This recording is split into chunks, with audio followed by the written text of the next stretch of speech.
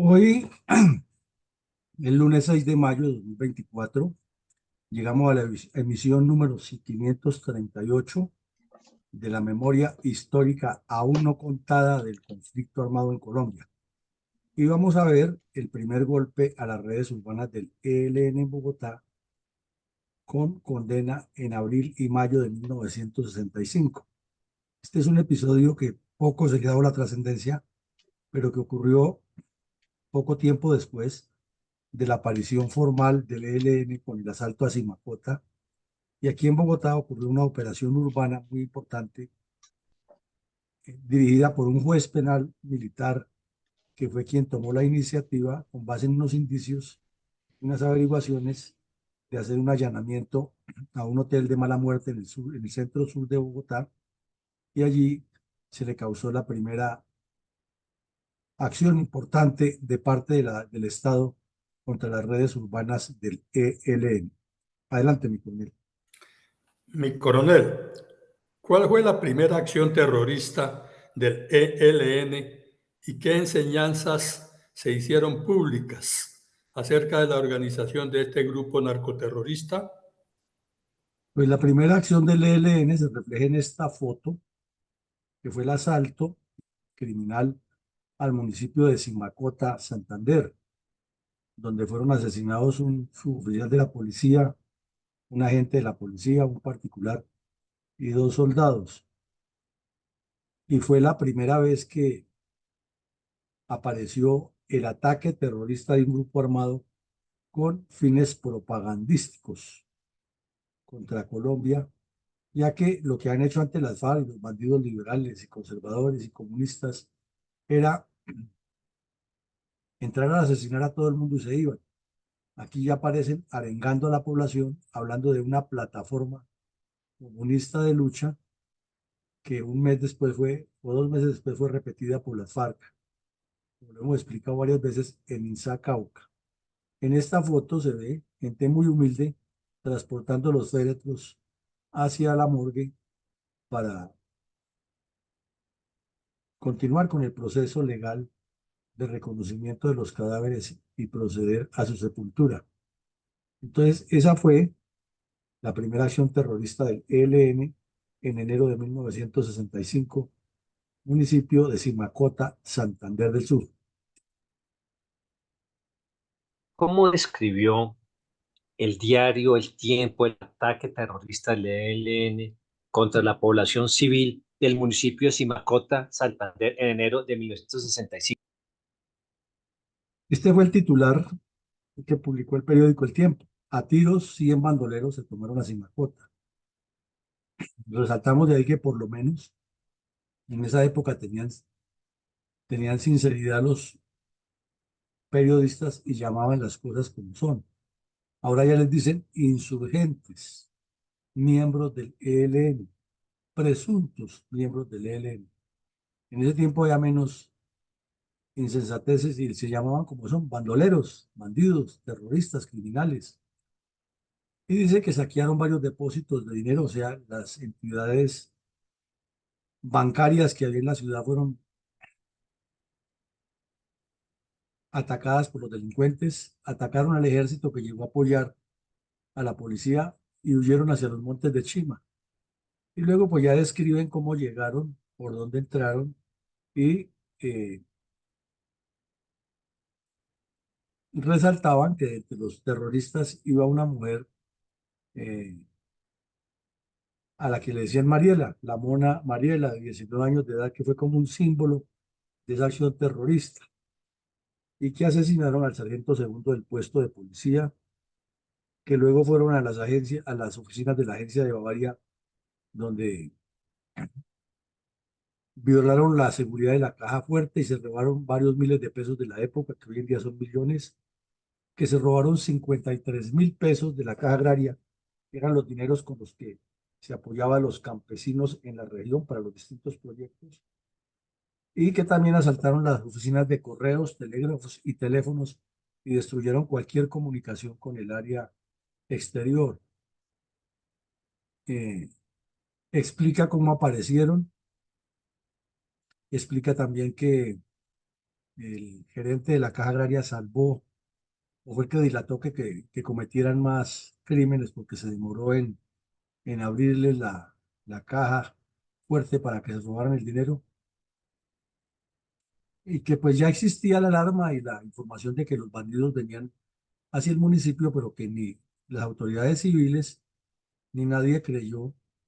que iba a ocurrir eso, además porque por la situación de orden público que se vivía en el departamento del Tolima, el batallón José Antonio Galán, que queda en el Socorro y es el que le corresponde esa jurisdicción, había sido enviado a esa zona. Entonces las tropas que estaban en el cuartel eran las de instrucción, soldados nuevos que todavía no tenían capacidad de combatir, y las de seguridad del cuartel y la parte logística. Sin embargo, pues el comandante encargado, que era un mayor, reaccionó y envió soldados allá. Ahí fue donde murieron los dos que iban a apoyar el, o iban a reforzar a la policía para contraatacar. Y de igual manera, se resalta aquí que es la primera acción que se hace de esa forma. Adelante, mi coronel. Mi coronel, ¿cuál es el alcance premonitorio del caricaturista Chapete del diario El Tiempo con la publicación el sábado 9 de enero de 1965 de la caricatura titulada Pájaros de mal agüero para referirse al ELN? Pues ya se sabía que el terrorista cubano Fidel Castro era el padrino del ELN. Se sabía que este grupo o este grupo exteriorizó su ideología marxista-leninista línea cubana en el ataque terrorista a el municipio de Simacota. Entonces el caricaturista Chapete, que era muy crítico en todos los aspectos, publicó esta caricatura que hoy la revivimos, que la ponemos en primer lugar y que debían ponérsela a los bandidos que están negociando con el señor Laforí y los demás, la supuesta paz, para que se den cuenta que desde siempre ha habido personas que entienden cuál es la dimensión de este grupo criminal, pero hay otras que no lo entienden y siguen embelesadas en creer en cuentos de paz y de acuerdos. Y ahí lo pinta un pájaro negro, que es el de Malagüero, con la fisonomía de Fidel Castro y su boina de revolucionario, induciendo a que el ELN destruya a Colombia. Entonces esta caricatura la traemos por eso, porque significa, simboliza y demuestra lo que se entendía que iba a pasar con el ELN y está pasando. ¿Cómo se produjo la primera redada urbana de que se trata, que se tenga noticia contra las cédulas del ELN en la capital de la República en 1965? Primero veamos esto. Fidel Castro apareció en uno de sus eternos discursos que daba en, en Cuba, cuestionando los ejércitos de Latinoamérica y los llamó mercenarios, con el argumento que han tenido los comunistas de que son ejércitos de ocupación que van contra los pueblos, y mencionó los de Guatemala, Venezuela y Colombia. Y luego se fue lance en ristre contra el ejército colombiano y lo señaló de ser el responsable de una cantidad de crímenes y de abusos, inclusive dijo que era el responsable de que no hubiera producción y que en cambio en Cuba estaba un ejército revolucionario que era del pueblo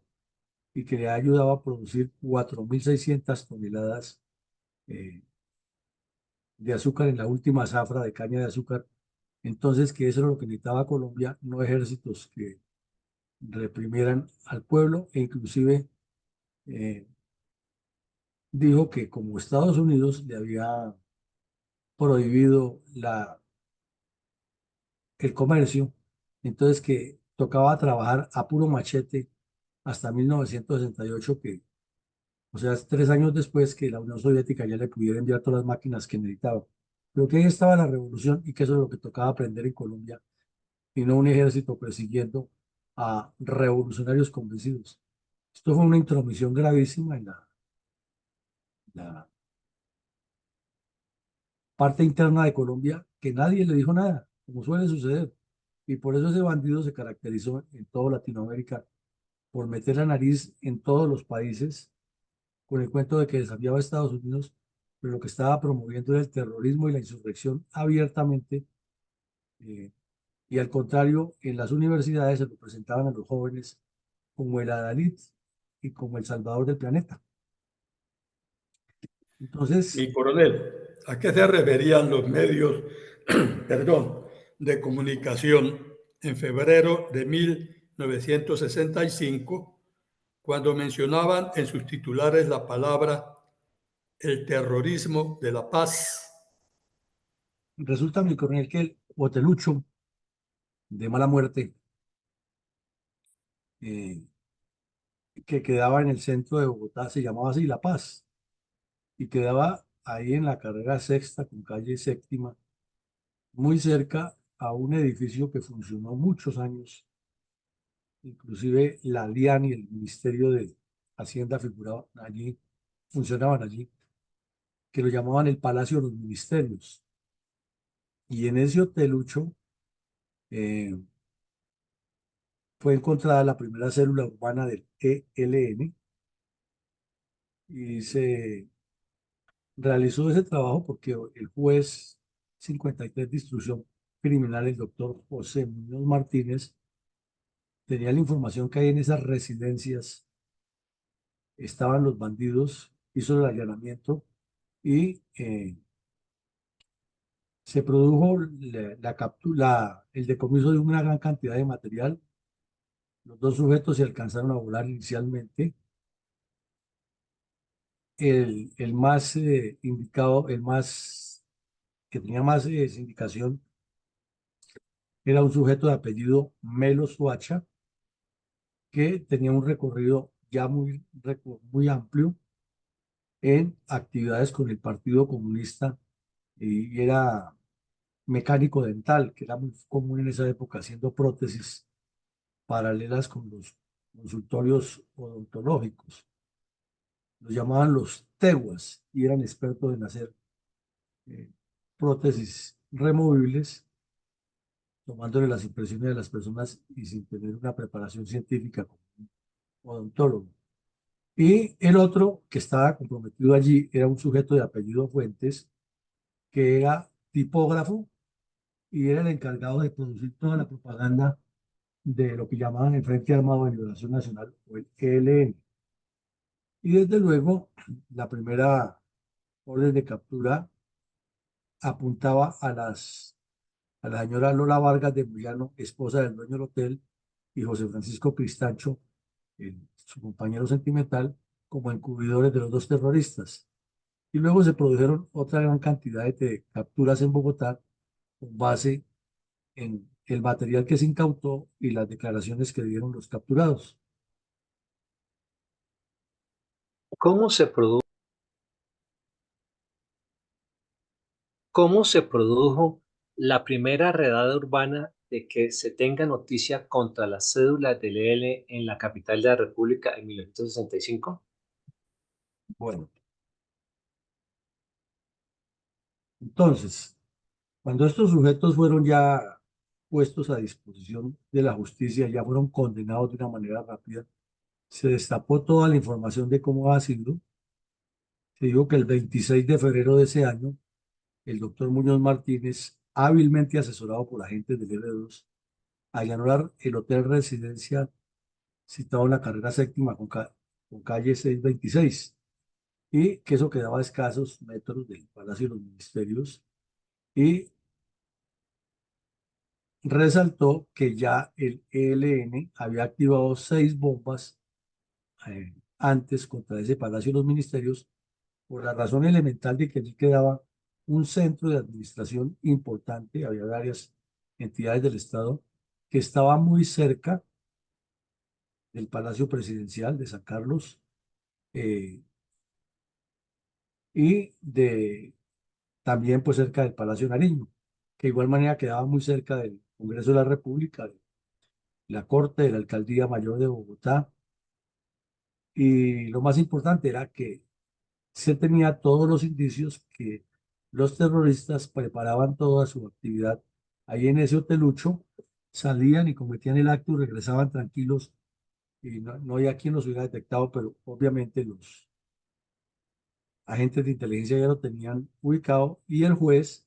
afortunadamente era un juez de esos que ya no existen ahora, no se puso a esperar, sino que tomó la decisión y fue y allanó eso,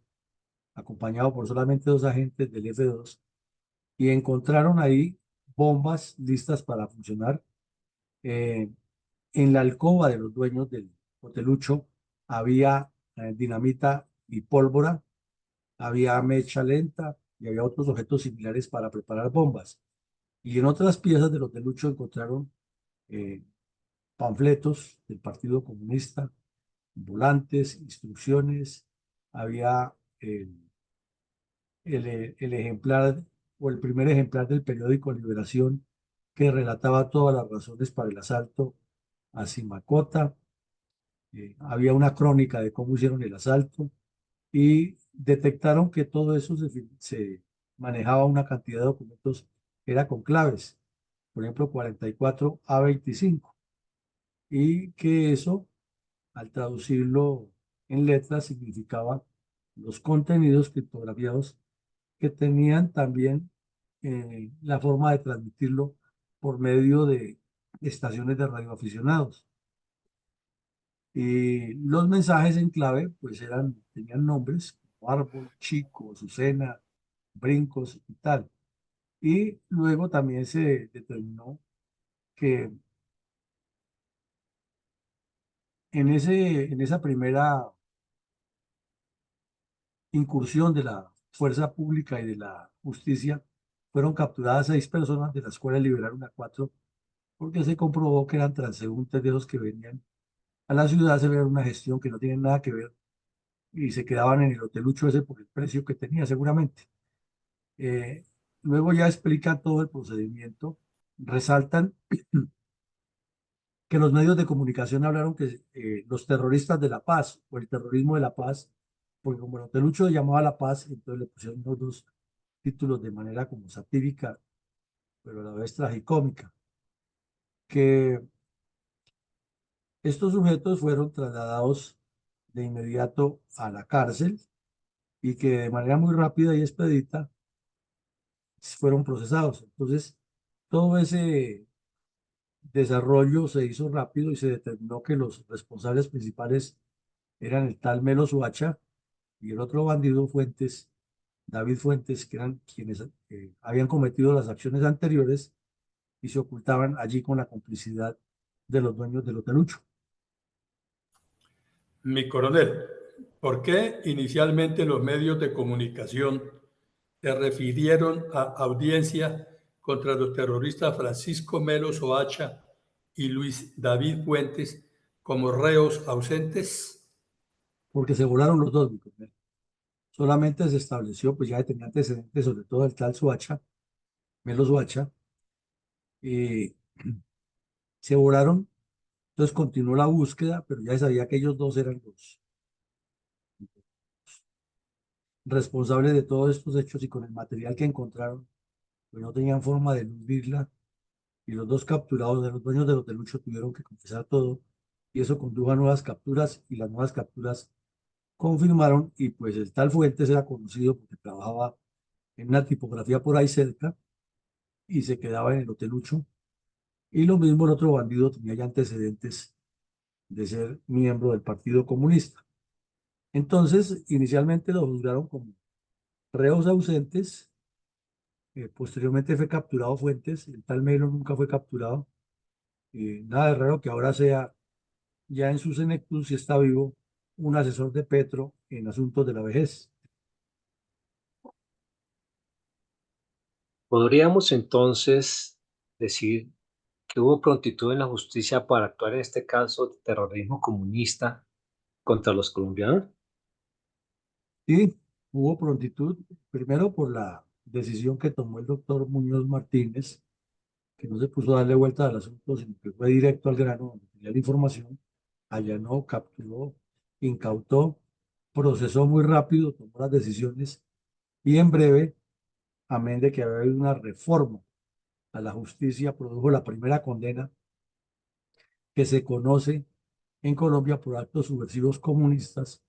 contra los terroristas José Francisco Melo y David Fuentes y sus cómplices en Bogotá. Y esto lo hizo en un procedimiento muy rápido. En menos de 2 meses ya estaban condenados estos bandidos y por lo menos el David Fuentes, que ya fue capturado, fue enviado a la cárcel, a la colonia penal de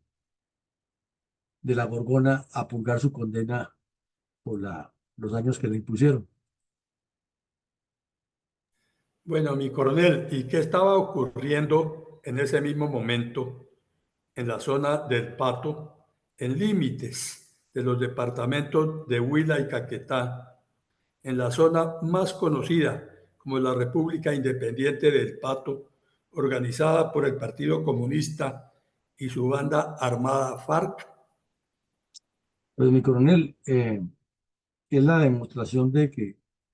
el Partido Comunista le ha hecho mucho daño a Colombia con sus diversas bandas armadas. Y es que estamos hablando de principios del 64. Quiere decir que 6 meses antes se ha realizado la operación en Marquetalia y que había iniciado también la operación en Río Chiquito contra Ciro Trujillo, que acababa de asaltar el municipio de Insá con tiro fijo, y también acababa de iniciar la operación de la Sexta Brigada dirigida por el coronel Currea Cubides contra la zona del Pato. Aquí, por ejemplo, un periodista del Tiempo entra hasta la zona, lo vemos en la izquierda, y este bandido que está aquí de gafas, vestido de policía y con un sombrero campesino, era uno de los delincuentes comunistas que llamaba Eduardo Pachón Prieto, alias Rapidón. Y aquí hablando con los campesinos y con los residentes en la zona, todos vinculados al Partido Comunista y al FARC, qué hacer para salir a bloquear la acción militar. Entonces está toda la crónica contada. Aquí está la foto del comandante del Batallón Colombia visitando a los soldados en la zona donde entraron para desalojar a los bandidos, y relata la crónica que los delincuentes huyeron hacia los llanos del Yarí, llevándose secuestradas a varias familias. Y esto es una operación posterior de la cual hablaremos posteriormente mejor, que nos relata todo el drama que se vivió por parte del campesinado y la habilidad del Partido Comunista para convertir esta acción de parte de ellos en una victimización de la gente. Y entonces termina siendo el Estado y el ejército el responsable de la salida masiva de estos campesinos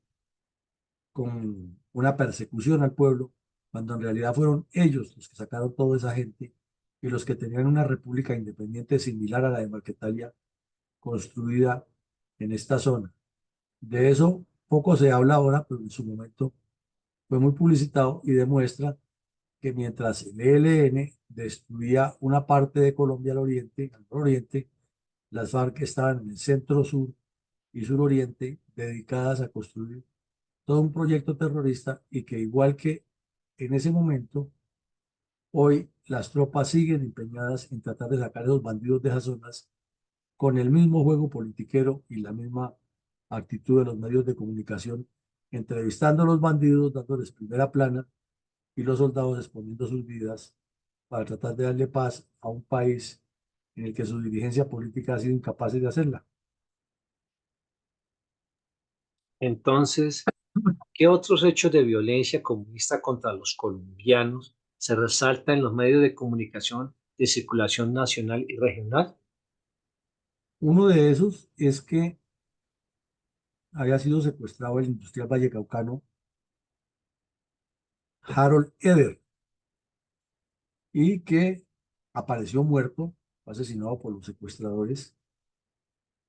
Se armó un problema gravísimo. El general Revés Pizarro, que era el ministro de Guerra, los comunistas, que eran los autores del crimen, comenzaron a pedirle la renuncia, y en el Congreso aparecieron los Roy Barreras de la época y los Benedettis, y lo mismo que ocurre ahora. exigiéndole al ministro que renunciara, que era el responsable de la muerte. Entonces hubo una cantidad de capturas por ese hecho y algunos fueron conducidos a la cárcel de Corinto, otras a la de Cali, pero igual que lo que pasa ahora, nunca terminó de aclararse. Se sabe que ese crimen lo ordenaron los miembros del Partido Comunista por medio de las FARC, pero le dieron vueltas que ha sido uno, que ha sido el otro, como si con eso taparan la realidad.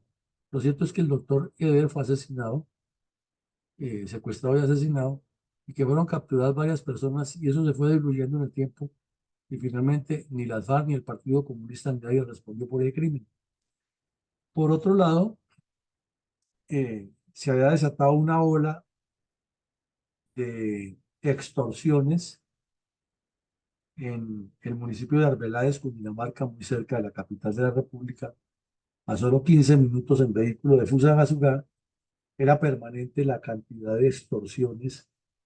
a los finqueros y a los comerciantes y a los transportadores. eh, y también tuvo la Brigada 13 que desplegar tropas allá y desarrollar una gran cantidad de operaciones y fueron capturados varios delincuentes que venían de arriba del páramo de Sumapaz, de Cabrera, eh, el sector de Nazaret, el sector de San Juan de Sumapaz, que lo llamaban los paramunos o los enruanados, y con una redacción muy burda, con hojas de cuaderno, extorsionaban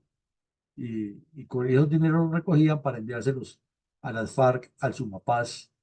y al oriente del Tolima, y desde luego pues terminaban en el secretariado que se estaba formando en el Pato y Río Chiquito. Entonces,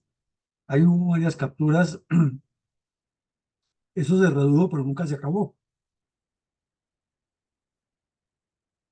Adelante, mi coronel.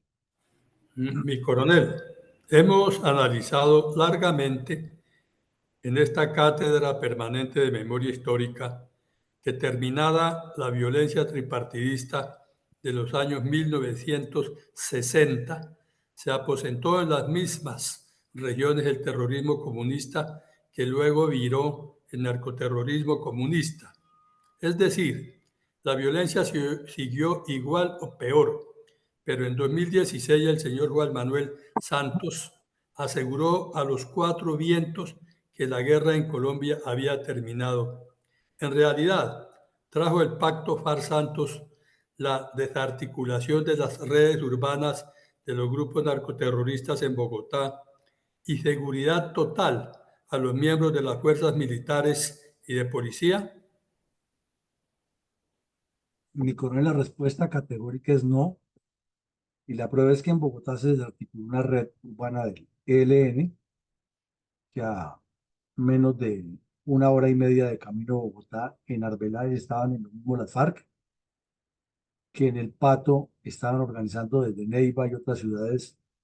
todo un apoyo logístico a las FARC, todo un montaje de propaganda y de marchas y de movilizaciones campesinas con el fin de desprestigiar a las fuerzas militares, que esa dinámica siguió hasta 2016, que se firmó el pacto FARC-Santos, que Santos nos echó la mentira que ya ahora sí todo eso se acabaría y que hoy lo tenemos igual o peor, porque ahora ya están a libre estado los campesinos, lo que hacían en esa época. Cada vez que entra la tropa, la rodean y los soldados, para no utilizar las armas de fuego, prefieren retirarse de esos lugares, ya que aparecen con el cuento de que los dejen sembrar la coca, que los dejen sembrar la marihuana, que ellos no necesitan tropa ya, que lo que necesitan es que les manden dinero y que el Estado les reconozca una autonomía y que les permita hasta estar armados en sus propios feudos, porque eso es la autodefensa popular. Y encontraron a un sujeto como el señor Petro, que es de los mismos, que le está terminando de convalidar. Y ahí en esas zonas, por ejemplo, están las ahora guardias campesinas y guardias indígenas, y en Bogotá siguen las redes urbanas, y en las zonas rurales siguen extorsionando a los campesinos. O sea, ese cuadro de ese momento repetitivo sin que haya cambiado un ápice. Por consiguiente, y como siempre, escuchemos con reverencia un minuto de silencio en memoria de todas las víctimas del narcoterrorista comunista contra los colombianos.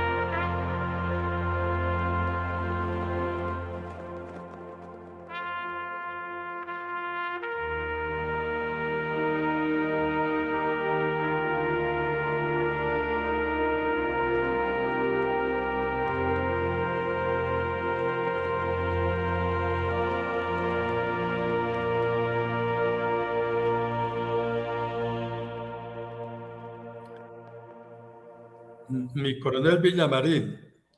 nos quiere enunciar algunas reflexiones de orden político estratégico respecto al primer golpe de importancia contra las redes urbanas del ELN en Bogotá en febrero de 1965. Bueno, mi coronel, miremos, la primera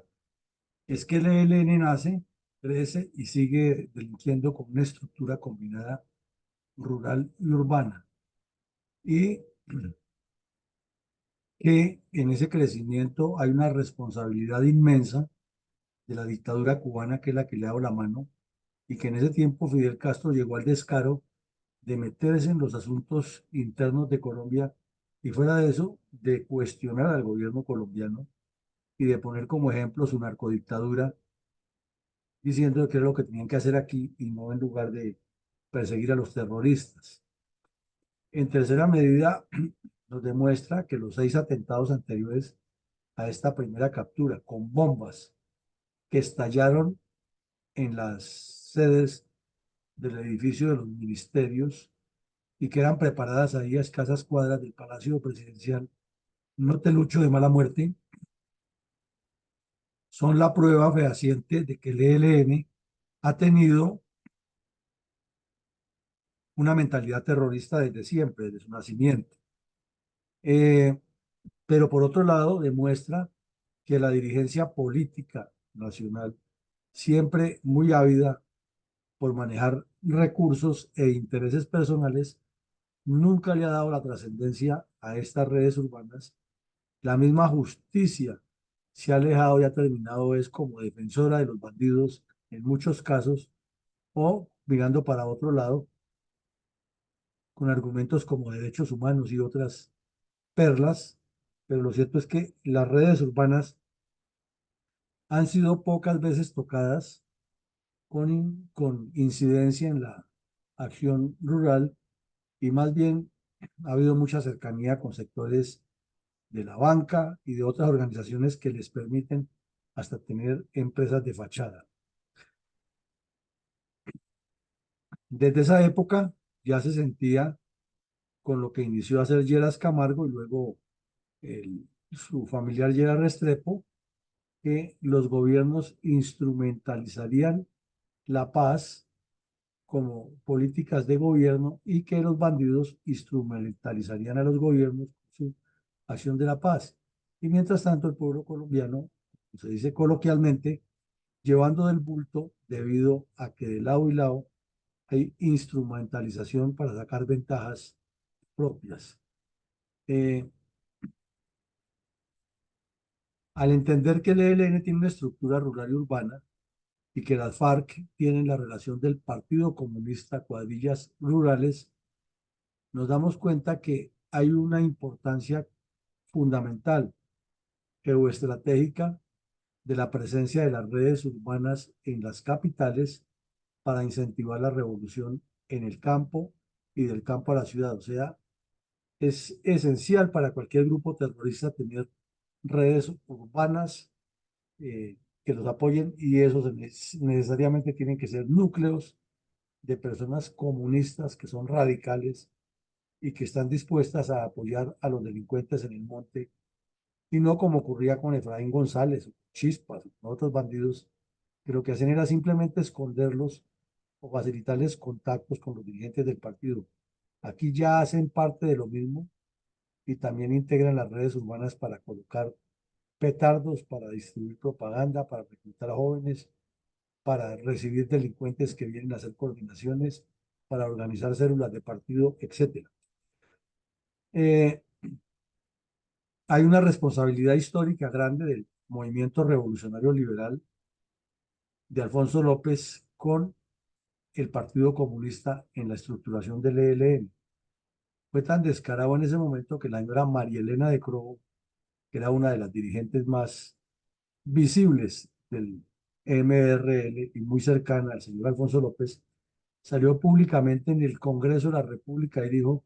esto lo que necesitamos es colocarnos toda la boina y el brazalete rojo y negro, es el de la Revolución Cubana. Así es de que comandante Fabio ordene, diciéndole a Fabio Vázquez Castaño, desde el recinto del Senado de la República, y no pasó nada, no pasa nada y se nos olvida que todos esos delincuentes de cuello blanco son los que han facilitado el terrorismo en Colombia. Eso nos hace pensar que lo que estamos ahora, hay un oscuro presagio por los futuros actos del ELN que está en diálogos con el gobierno, diálogos sin posiciones, porque no van a dialogar sino a imponer, y que el narcotráfico y la minería ilegal, que son ahora sus sustentos, en ese tiempo era solamente la extorsión y la atraco de otras formas, ahora con narcotráfico y minería ilegal, seguiremos con los mismos bandidos dentro del mismo esquema, manipulando gobiernos y manipulando medios de comunicación. Adelante, mi coronel, con sus comentarios. Muy bien.